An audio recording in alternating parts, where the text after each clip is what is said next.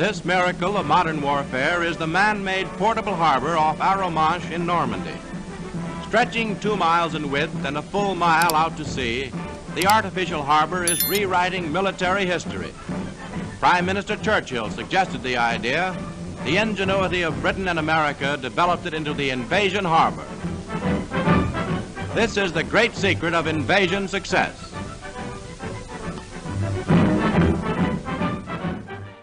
Another unsung hero of the war were the U.S. Merchant Marines.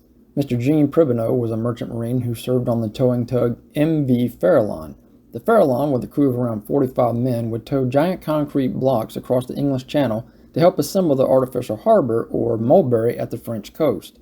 This was crucial for the Normandy invasion as it provided a vital port which allowed the Allies to unload men and materials as quickly as possible. As I can best remember dates, and I could be of some error, in the first part of 1943, I entered the maritime service and got my training at the Maritime School in St. Petersburg, Florida. Because of some high scores, I was immediately qualified for the Merchant Marine Cadet Academy. Having no idea what I was doing, I volunteered to go on a seagoing tug, the Farallon, having no idea where even she was going. We left from New Orleans to New York, and from New York we picked up a convoy carrying barges piggyback, supposedly going to Africa. We got within a few hundred miles of Azore Islands, and our orders were changed to go to England. Now, just a little human interest story. I was born and raised in a very strong ethnic German community in a farming area of Iowa. And all of my relatives were of German descent. We somewhat were taught that the English are sort of dirty, lazy, not much account, scum of the earth. And of course, when I went to high school, every kid in my class was of German descent. And I had developed, due to where I lived, a strong prejudice against the English. I think this story is worth repeating because prejudice is something acquired. Right. Preconceived idea of how somebody is going to be, or some religious sect, or what have you. And I know I honestly looked up at God when I found my orders were changed. What have I done that you would send me to England? Because that didn't go over real well with me. Nevertheless, as we neared the English coast, we were assigned to go into the little town of Falmouth. I had been to sea 30 days, seasick most of the time, and when we landed in Falmouth, I sure did want to go ashore that night, just to get off the ship. I didn't particularly want any association with anybody English or what have you, but I was tired of being on the ship. And I was going down to walking through a residential district in Falmouth, and I saw a church at the distance, and I heard a lot of gaiety, singing, music, dancing, and what have you. At that time, every church in England opened its recreational halls in the evening for dancing and cookies and tea, and trying to entertain the soldiers there, particularly Americans, but soldiers from all over the world. As I walked by this church, I didn't really have too much intention to going in, but I heard in the dark a voice off in the distance says, "Hey, Yonk, come in and dance with me." And it sounded like a sweet little English feminine voice. My mother had always trained me to be nice to young ladies, and so I walked over and the girl repeated herself, "Young, come in and dance with me." I went into the recreational hall and I danced with her. We got up sort of close. I found out shortly she felt just good like an American girl when she was close. We danced together every single dance that evening until they rang the bell, which meant that everybody go home. And the girl looked up at me and said, she called me Alabama then. She said, "Will you walk me home?" And of course my mother told me always to be nice and courteous, so I agreed to walk her home. As we got up to her front steps, as she was entering her home, she threw her arms around me and kissed me goodnight. That ended all of the prejudices that had been built up for 17, 18 years in my system toward the English. I know our first air raid, the next night we were in Portsmouth at anchor in Lyon-Salon. And I told one of my friends that was on watch, if anything happens during the night interesting, please wake me up. Well, about 11 or 12 o'clock, there was an air raid warning. I went out there and the searchlights were all over in the air and you could hear planes coming overhead. And this has got real exciting to me. And all at once, I saw some rockets go off, which I would say was probably, when they shot those off, it was hundreds of them went into the air at the same time. And then I heard a plane go into a dive. And I was familiar with what a Stuka dive bomber was, and the German airplanes had dropped hundreds of flares, so we were lit up just like daylight. It's just exactly right. You could see as well as daylight the ships in the harbor. That Stuka had sort of a distinct roar of itself that I'd heard in movies and newsreels, but this is the first time I had one overhead. And I found out how brave I was because I turned around and run and I went right straight into the steel bulkhead of the ship, almost knocked myself out. Oh my gosh. But I found out I wasn't real brave. But the funny thing of it was that plane went into a dive because some of the rockets hit it and it crashed maybe a mile from us into the water. I think we went into Tilbury docks. Yeah, I know that. There's a lot of dockyards in London.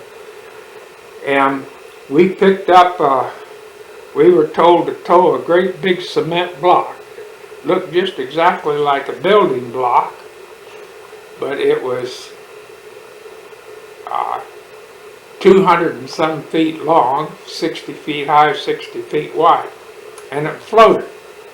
It was really a floating barge in a way. We had no idea what in the world it was. It was just a large floating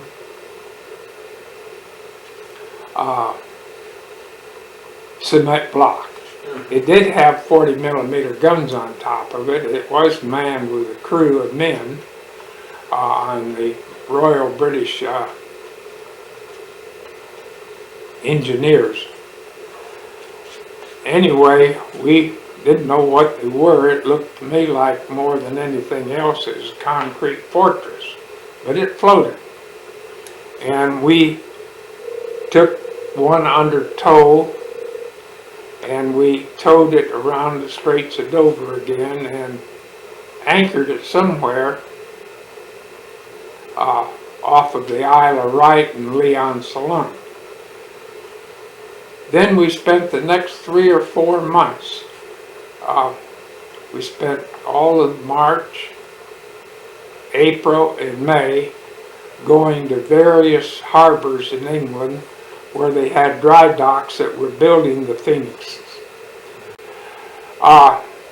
We were often under convoy, and all of our protection came primarily from what they called a corvette, which was a mini destroyer on the British terminology. It was a much smaller ship than an American destroyer, but we found those the protection of the British corvettes. Now we got to remember, they'd been in the war since 1939, and when you had them for escorts, you just be frank, we felt 100 times safer than when we had American destroyers and these. Really? We felt much safer. Of course, we sort of joked at the time, because if they thought there was a sub in the area, they let the depth charges go. And boy, I know if I was down there in the submarine, it would scare the crap out of me. And they let them go just in unlimited quantities. When we had American escorts, which we did a few times, they were very cautious whenever they used a depth charge, but the corvettes let them go. And if I had been in the submarine, I would have been very, very cautious about going toward a convoy.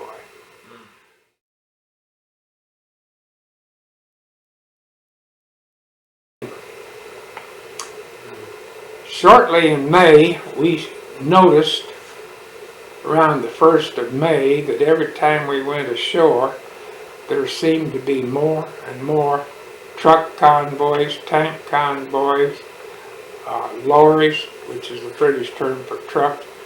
They seemed to be heading, every time we went ashore, we could see the convoys gathering, and I'm particularly referring to transportation type convoys, trucks and what have you, starting to mass themselves on the southern parts of England. And we were getting into all the ports in the southern parts of England, but you could see almost a daily buildup. By the time we hit the 1st of June, it was unbelievable when you went down a road anywhere in southern England. The trucks that would be there, the tanks that would be there, the jeeps, trucks that were loaded with large supplies. You noticed in the harbor masses of LSTs loading up, LCIs, landing craft infantry loading up, and you knew something big was going to happen. Now we noticed around the 2nd, they started loading them on ships. They were going 24 hours a day loading ships. Probably one of the, and as I said, I've been going ashore every day, so I got to visually see this, and it's impossible to describe the equipment. You just had to be there to imagine the equipment that was gathering on the coast.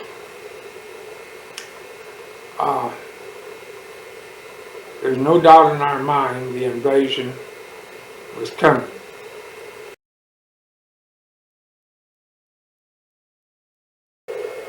As the best I can remember, the captain mustered all the crew in the mess hall and read the orders. You got to know Captain Pubacover, because this was one of the great experiences of my life.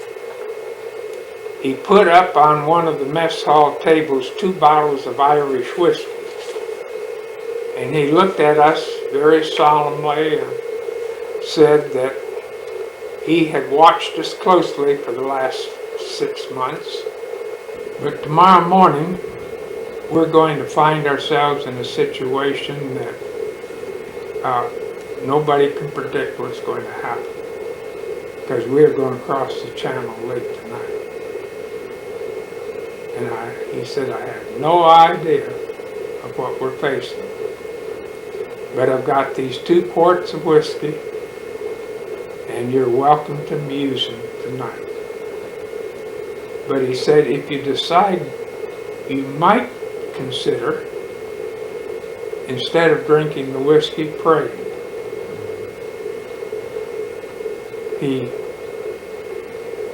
I wished I could give you a verbatim statement of what he really said, but that was the gist of it. And a funny thing happened. Not one man on that ship that night touched that whiskey. We were very frightened of what could happen as we crossed that channel, because we've heard every story in the world of what the Germans were waiting for and what they could do to us. I can remember we were in progress in going across the channel, and we looked up and we could see British cargo planes pulling gliders. They were all in a group of 3. 3 cargo planes or 3 gliders in back of them. Now this, if we could see it, it was still daylight around 11 o'clock at night. And it was endless. The number of planes going ahead were just absolutely endless. Transport planes, which of course carried paratroopers. It was just an endless flight from 10 o'clock at night till maybe 11 o'clock. Plane after plane after plane, and I'm talking about thousands. Well, as dark occurred, I don't know if anybody slept that night, because I don't know about the rest of them. I imagine they were just like me, scared to death. And the funny thing of it was, maybe we got there at 10 o'clock in the morning, something like that. And our 3 or 4 of us, 2 or 3 of us, shaved our head that night. We shaved our head just to relieve tension. Didn't bother me. I knew we weren't going to be back in England for 3 or 4 months, and I'd have a full head of hair. That's so true. It didn't bother me at all. Now on your way over there, did you see ships also as well as planes? Oh, there were ships everywhere. I mean, there's no way to describe what you saw in the way of ships. You could not describe it because they were everywhere. But we were in a convoy of tugs that were pulling the caissons, the phoenixes. Sometimes they were called caissons too. And there was tremendous activity going on the Gold Beachhead, but when we got within a mile of it, we released our Phoenix to little harbor tugs, and our orders turn around and go right on dock. And probably by 5:30, 6 o'clock in the evening, we were back in England. Because of some supply shortage or what have you, we got to go ashore that night. And we went into this pub, and my head looked like a cue ball, and some of the men on our ship said we were liberated prisoners of war that they picked up on the beachhead. And we had girls just absolutely crawling all over us because we had been in a German prison camp.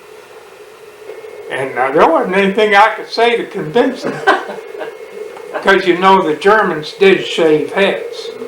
That was a common practice.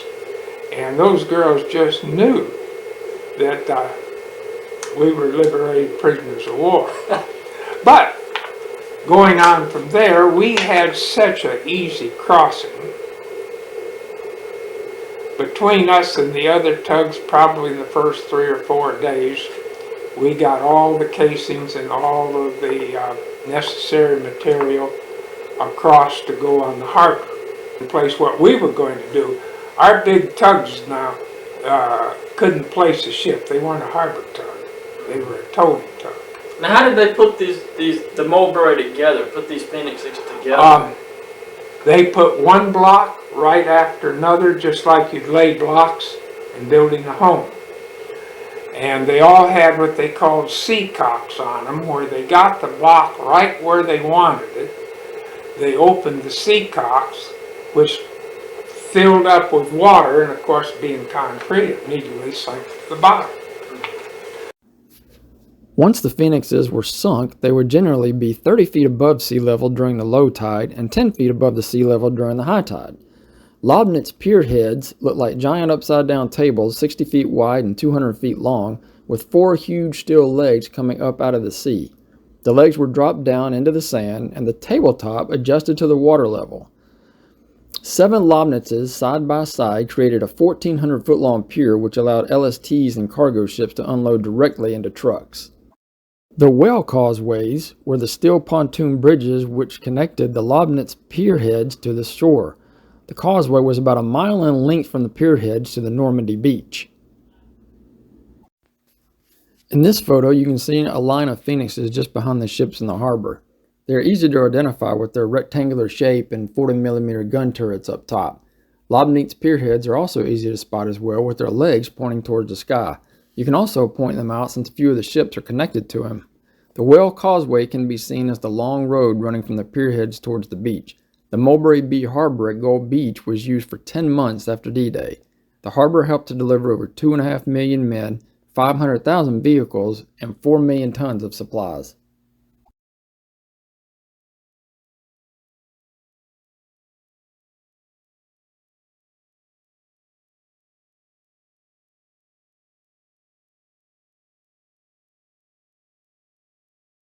And at the end of each pier go the 1,000-ton steel pontoons equipped with cranes.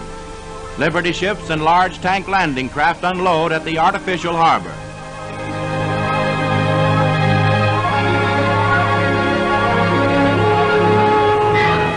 Men and tons of supplies for the Allied armies of liberation pass through this harbor.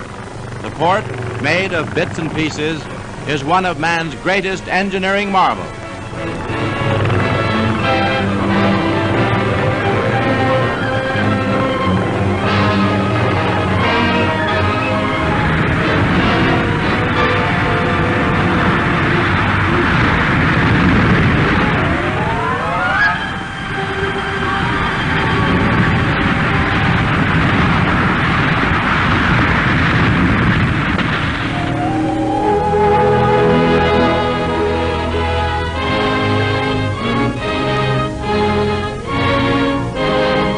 The harbor, helping to bring defeat to the enemy, is a tribute to Allied ingenuity and cooperation.